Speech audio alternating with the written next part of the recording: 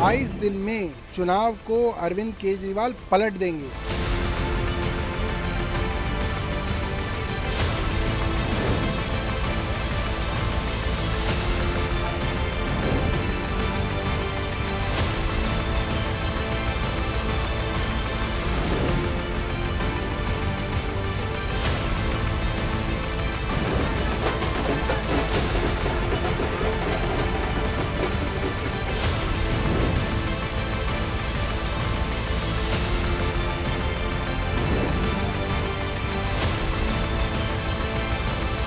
आरोप लगाना तो भारतीय जनता पार्टी का काम है, कौन पूछ रहा है उनके आरोपों को।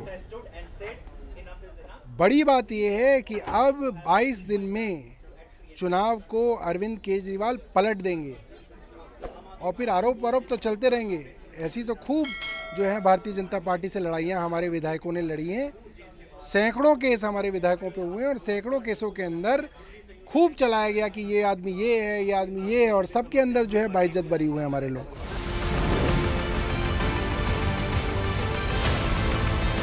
बहुत अच्छा निर्णय सुप्रीम कोर्ट का है और मुझे लगता है कि लोकतंत्र के लिए निर्णय बहुत जरूरी था और अब वो निकलेंगे और अपनी बात जनता से कहेंगे और इसका जनमत का जो फैसला होगा उसका सब लोग स्वागत करेंगे।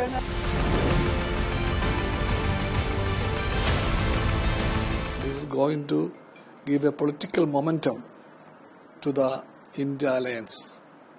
This is a political setback for the authoritarian political style of the BJP. What BJP was cooking all these years and months together, especially to block the onward march of the India alliance, and that was now exposed. All these cases are bogus cases, nothing to do with truths. All these cases that they framed against the political opponents are politically motivated, far from truths. And this verdict says that the Supreme Court stands in favor of truths, not in favor of political autocracy.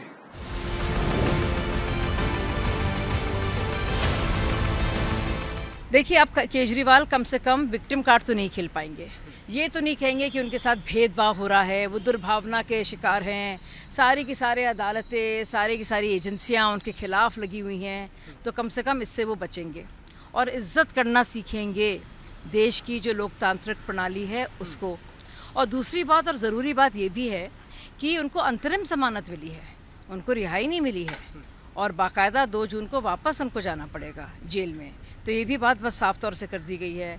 अब वो मुख्यमंत्री के तौर पर प्रचार करेंगे ये नहीं माना जा सकता है, लेकिन पता चलेगा, लेकिन प्रचार वो करेंगे तो करें। और कम से कम इसके बाद वो इस तरह के जो लाछन लगाते हैं हमारी डेमोक्रेसी पर, हमारी अदालतों पर, वो ना लगाए। और उससे ज़्यादा ज़रूरी बात ये है कि सबका अंतरिम रिलीफ का मतलब ये है कि कोर्ट सबके लिए बराबर काम करते हैं और उनको रिलीफ मिला है जो अपने आप में पहले हुआ नहीं।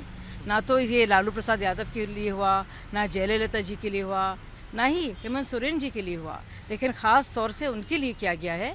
और हम लोग जो हैं भाजपा में जो भी हैं, सर्वोच्च अदालत का मान सम्मान करना उसको हम अपना फ़र्ज़ मानते हैं और जो भी वर्डिक्ट आएगा हम पूरी तरह से उसके साथ हैं।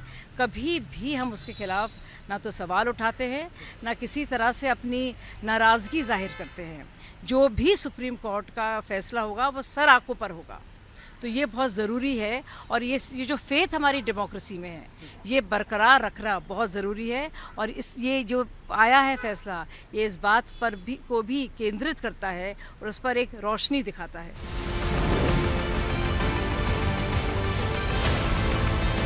चुनाव प्रचार के लिए बेल मिली है, जमानत मिली है और 1 जून तक मिली है। उसके बाद क्या? और अंतरिम जमानत मिलना मतलब ये नहीं कि आप अपराध मुक्त हो गए। पैरोल पर भी अपराधी बाहर आते हैं, फिर अपने स्थान पे वापस जाते हैं। और 2014 का लोकसभा चुनाव हमने देखा, तब भी केजरीवाल बाहर थे, प्रचार कर रहे थे, चुनाव लड़ भी रहे थे। 2019 में भी बाहर थे। तो किसी व्यक्ति के आने नहीं आने से चुनाव पे कोई फर्क नहीं पड़ता है। दिल्ली की 7 सीटें भारतीय जनता पार्टी जीतने जा रही है, जनता के आशीर्वाद से और कार्यकर्ताओं के दम पर।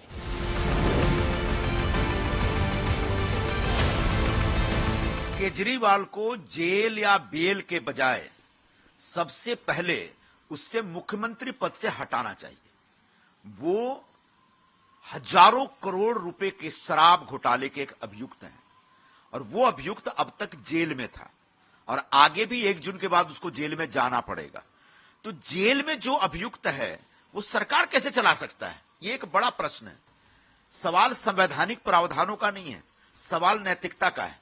केजरीवाल स्वयं कहा करते थे कि किसी भी नेता पर कोई आरोप लगे तो उसको तत्काल अपने पद से इस्तीफा दे देना चाहिए, लेकिन जब केजरीवाल पे शराब घोटाले का आरोप लगा तो वो इतना बेशर्म आदमी है कि उसने अभी तक अपना पद नहीं छोड़ा है।